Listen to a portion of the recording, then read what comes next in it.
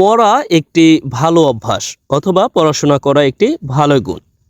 এই ছোট্ট বাক্যটিকে আমরা ইংরেজিতে অনুবাদ করব। তাহলে লিখব যে reading is a good exercise or habit.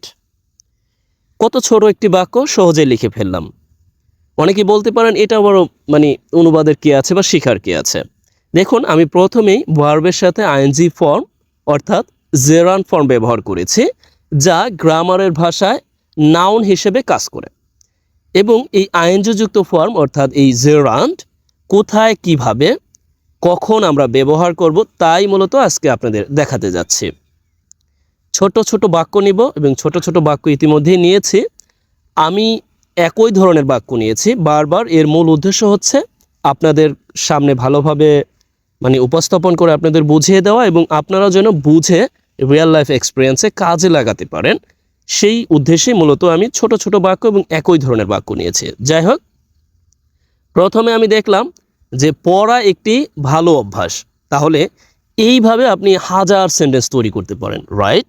যেমন আপনি বলতে পারেন সাঁতার কাটা একটি ভালো গুণ, তারপরে প্রতিদিন হাঁটা একটি ভালো গুণ, তারপরে বই পড়া একটি ভালো গুণ, তারপরে নিয়মিত স্কুলে যাওয়া, হটিবার। আপনি এইভাবে যত বাক্য আছে আপনি লিখতে পারবেন। প্রথমে ভার্বের সাথে আইএনজি ফর্ম, অর্থাৎ এই ভার্বের সাথে আইএনজি ফর্ম যখন দিচ্ছেন অ্যাজ এ জেরান্ড, একই সাথে এটা হয়ে যাচ্ছে কি অ্যাজ এ নাউন হিসেবে ব্যবহার হচ্ছে আপনার বাক্যে। যাই হোক, আমরা আরও কিছু লিখি, তারপর আপনাদের আমি বুঝিয়ে দিব আরও।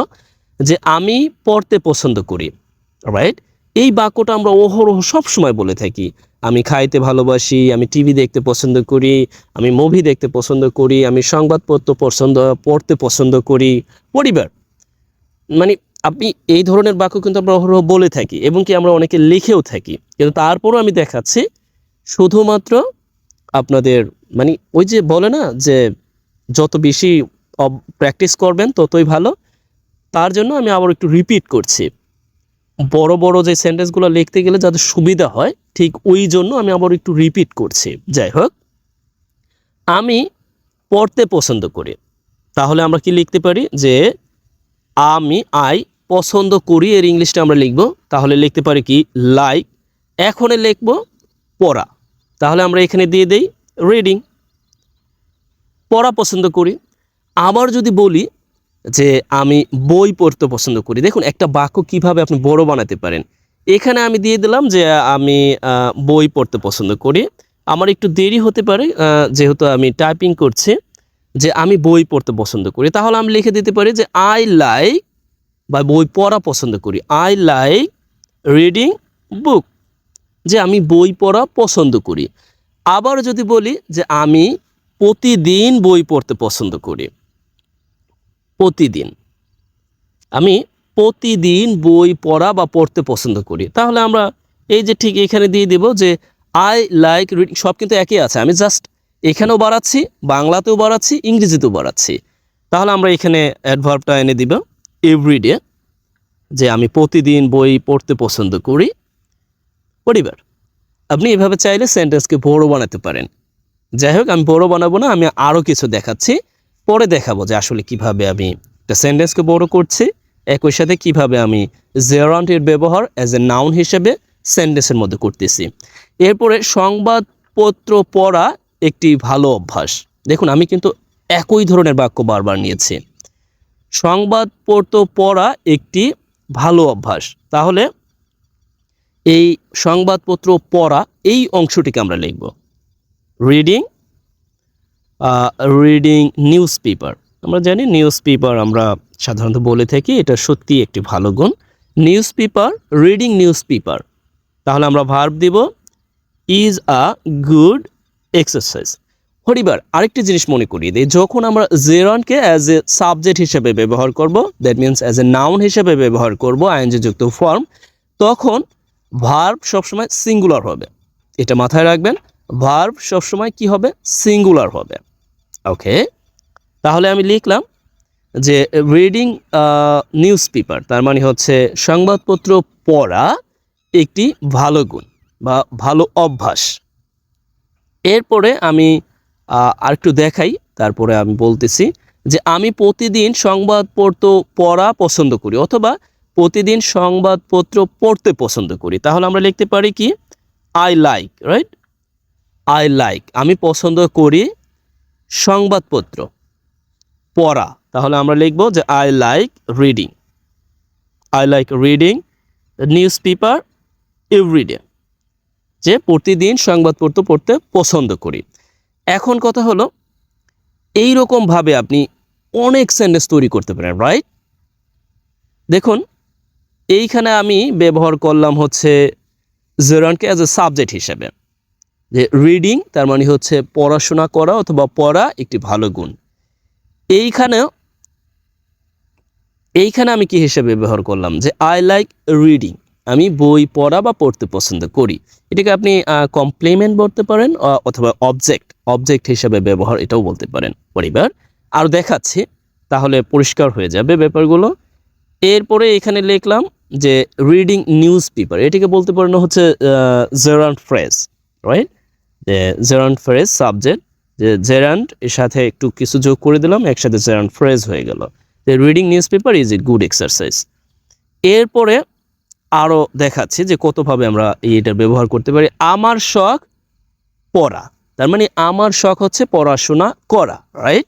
তাহলে আমরা কি লিখব যে মাই হবি, আমরা হবি জানি, মাই বা আমার অভ্যাস এটাও লিখতে পারি যে মাই হবি ইজ রিডিং।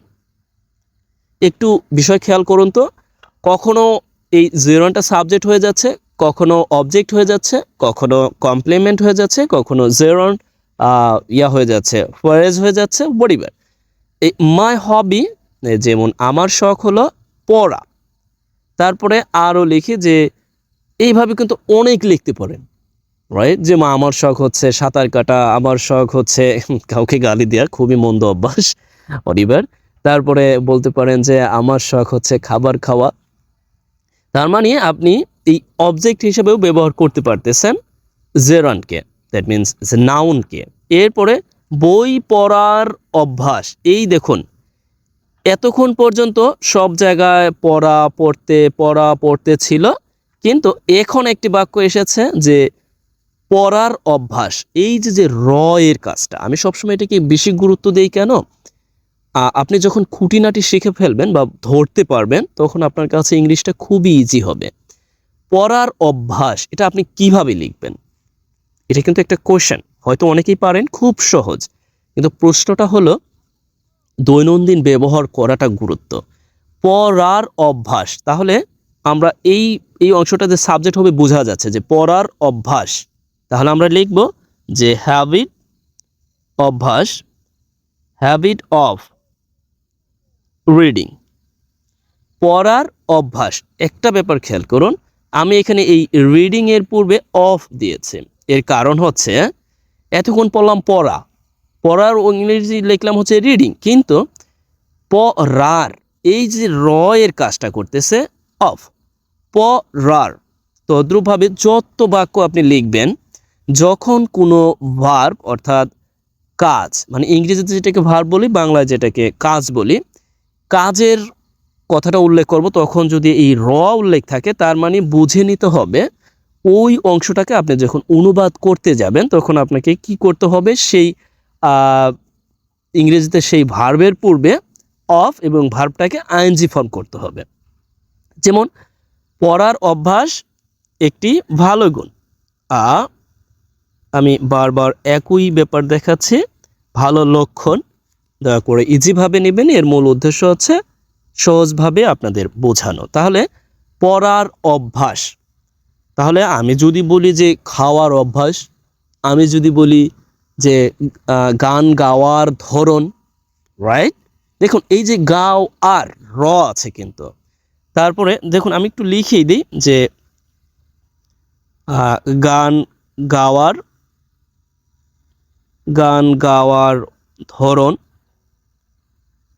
ধরন, এই যে একটা ব্যাপার দেখুন তো, এই ব্যাপারগুলো একটু লক্ষ্য করুন যে এখানে এই যে র আছে, তারপরে আরও বলতে পারেন কত অনেক অহরহ বলা যায়, রাইট? এইরকমভাবে আপনি অনেক সেন্টেন্স তৈরি করতে পারেন। দেখুন এরপর আমি রেখেছি হচ্ছে এটা যে বই পড়ার অভ্যাস। আমি একটু যোগ করেছি বই পড়ার অভ্যাস।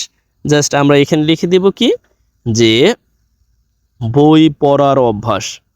তাহলে আমরা লিখে দেব যে হ্যাবিট অফ রিডিং বুক, বই পড়ার অভ্যাস ইজ আ গুড পন্থা ওয়ে হোয়াটএভার। এখন এই বাক্যটিকে যদি আরো বড় করতে চাই, দেখুন একটা সেন্টেন্স কিভাবে বড় হয়। যেমন বই পড়ার অভ্যাস একটি ভালো পন্থা। যদি বলি যে বই পড়ার অভ্যাস একটি ভালো পন্থা কি করতে, ইংরেজিকে আরো ভালো করতে বা ইংরেজিকে শিখতে। আমরা কিন্তু বলে থাকি, তাহলে ইংরেজিকে শিখতে লিখি, ইংরেজি শিখতে লিখি, জাস্ট এতটুকু লিখি ইংরেজি শিখতে।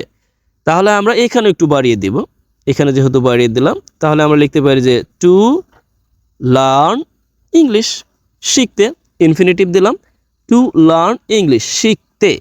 এই তের কাজটা টু লার্ন ইনফিনিটিভ করে থাকবো। এবার আমি ইনফিনিটিভের ব্যবহারটা দেখাবো। আমরা কিছু কিছু জায়গায় আমরা ইনফিনিটিভ ব্যবহার করব অল্টারনেটিভ হিসেবে, জেরান্ডের অল্টারনেটিভ হিসেবে। ওকে, তাহলে আমি দেখালাম।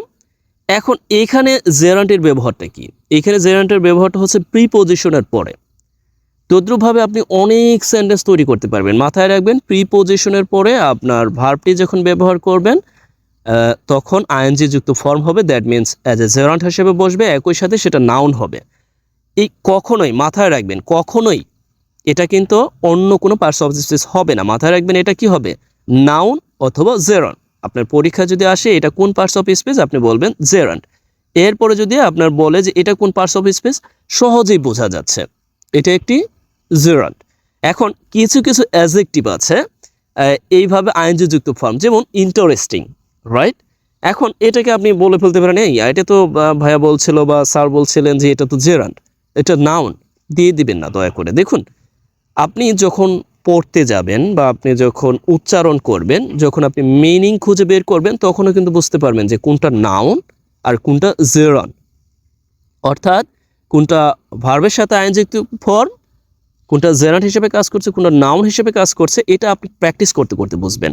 যেমন আপনি এখানে যদি ইন্টারেস্টিং দিতেন, রাইট, মানে কথার কথা ইন্টারেস্টিং দিলে আপনার হয়ে যেত, তখন কিন্তু এটা জেরান্ড হতো না, তখন কিন্তু সেটা অ্যাডজেক্টিভ। ওকে, যাই হোক আমি ওইভাবেও দেখাবো, বেশ কিছু দেখিয়ে দিব। এখন আমি আপনাদের কিছু কাজ দিব। কাজটা হচ্ছে এখান থেকেই দিব, যেহেতু আমি এখান থেকে লিখেছি, এখান থেকেই দিব। আপনাদের কাজ হচ্ছে, ওকে আমি আরেকটি বাক্য একটু লিখে দেখাই। যেমন লিখলাম যে ক্রাইং, কান্না করা। কান্না করা আমাদের কি করে, কান্না করা আমাদের সুযোগ দেয়, অ্যালাউ মি, বা আমি আমাকে দিয়ে লিখি, allow me to reduce my stresses whatever. যে আমরা যখন আমাদের অনেক কিছু কান্না, মানে আমাদের যখন দুঃখ কষ্ট থাকে, তখন তা অনেকটা লাঘব করার সুযোগ দেয়। And crying allow me to reduce my stresses, যে সুযোগ দেয়, রাইট? আমি এভাবে ব্যবহার করলাম। আপনাদের কাজ হচ্ছে যদি সম্ভব হয় এই সুইমিং দিয়ে, ওকে, এই সুইমিং দিয়ে আপনারা একটি সেন্টেন্স তৈরি করবেন। সেন্টেন্সটা হতে পারে এই রকম, এই 1 নম্বরের মতো, অথবা আমি যে এখানে একটা দেখালাম এক্সাম্পল হিসেবে, এইটার মতো হতে পারে। এক্সাম্পল হিসেবে দেখালাম, এইটার মতো করতে পারেন, মানে এইটার মতো লিখতে পারেন অথবা এইটার মতো লিখতে পারেন। এটা হচ্ছে আপনার কাজ। দেখুন আপনি চেষ্টা করুন না। এই সেন্টেন্সটাকে দেখুন আমি বাড়িয়ে আস্তে আস্তে অনেক বড় করতে পারি। কিভাবে আমরা সেন্টেন্সকে আরও বড় করতে পারি এবং কিভাবে আরও অনেক সুন্দর সুন্দর ক্লোজ মার্কার অ্যাড করে সেন্টেন্সটাকে দীর্ঘায়িত করতে পারি। ক্লোজ মার্কার, পার্টিসিপলের ব্যবহার এবং একই সাথে জেরান্ডের ব্যবহার, এবং কখন পার্টিসিপল এবং কখন জেরান্ড হচ্ছে, এই সবগুলোর ব্যবহার আস্তে আস্তে আমরা শিখব। দেখুন একসাথে সব শিখলে তালগুল পাকিয়ে ফেলবেন। আজকে যদি আমি পার্টিসিপলের ব্যবহারটা এখানে দেখিয়ে যেতে যাই, তাহলেই আসলে সব কিছু উল্টিয়ে যাবে, মানে সবাই নিতে পারবে না। কেউ কেউ নিতে পারবে, কারণ যারা ইতিমধ্যে এইগুলোর সাথে পরিচিত তারা নিতে পারবে, খুব সহজে নিতে পারবে, কোনো সমস্যা হবে না। ওকে, এর মধ্যে আমি যেমন এইগুলো যখন লিখলাম তখন অনেকবার বলেছি যে আমরা 1000টা উদাহরণ দিতে পারি, 1000টা উদাহরণ লিখতে পারি। যার যতটুকু সম্ভব ঠিক সে ততটুকু চেষ্টা করবেন একেবারে ভিন্ন কোনো শব্দ দিয়ে, যেমন প্লে দিয়ে, কেউ কেউ এখানে প্লে দিয়ে একটি করতে পারেন, প্লেয়িং দিয়ে কেউ একটা সেন্টেন্স তৈরি করতে পারেন, প্লেয়িংকে অ্যাজ এ অবজেক্ট হিসেবে, প্লেয়িংকে অ্যাজ এ সাবজেক্ট হিসেবে। আবারও কেউ লিখতে পারেন যে এই যে বর্তমানে আপনার মারামারি, হানাহানি, কাটাকাটি বা ভায়োলেটিং, যেটাকে ধর্ষণ হিসেবে দেখছে, এটাকেও ব্যবহার করেও আপনারা চাইলে সব তৈরি করতে পারেন, সেন্টেন্স তৈরি করতে পারেন। যাই হোক, আজকে আমাকে এখানে শেষ করতে হচ্ছে। আশা করি আপনি আমি কি বোঝাতে চাচ্ছি বা আমি কি আপনাকে জানাতে চাচ্ছি এই ব্যাপারটাকে আপনি খুব সহজভাবে নেবেন এবং বোঝার চেষ্টা করবেন। যদি আপনি একা একা না বোঝেন, যদি আপনার কোনো দ্বিধাদ্বন্দ্ব থাকে, অবশ্যই আমাকে নক দিবেন। আমি দেরিতে হলেও আপনার সেই উত্তর দেওয়ার চেষ্টা করব। আমি প্রায় চেষ্টা করি আপনার যে আছে, কমেন্টস আছে, সেই কমেন্টসের উপর বেস করে আমি উত্তর দেওয়ার চেষ্টা করি। হরিবার, আজকে আমাকে এখানে শেষ করতে হচ্ছে। আপনার কাজ হচ্ছে এই যে আমি একটা সেন্টেন্স তৈরি করেছি, এইভাবে সুইমিং দিয়ে একটা সেন্টেন্স তৈরি করা, অথবা অন্য কোনো ওয়ার্ড দিয়ে একটা সেন্টেন্স তৈরি করা, অথবা আমি যে উদাহরণগুলো বিভিন্ন সময় দিয়েছি সেগুলোর উদাহরণ টেনে আনা, বা এখানে প্লেয়িং, ভায়োলেটিং এই ধরনের, that means gerund as a noun হিসেবে ব্যবহার করে সেন্টেন্স তৈরি করা। যাই হোক, আজ আমাকে এখানে শেষ করতে হচ্ছে। ভালো থাকুন, সুস্থ থাকুন, বেস্ট উইশেস ফর ইউ।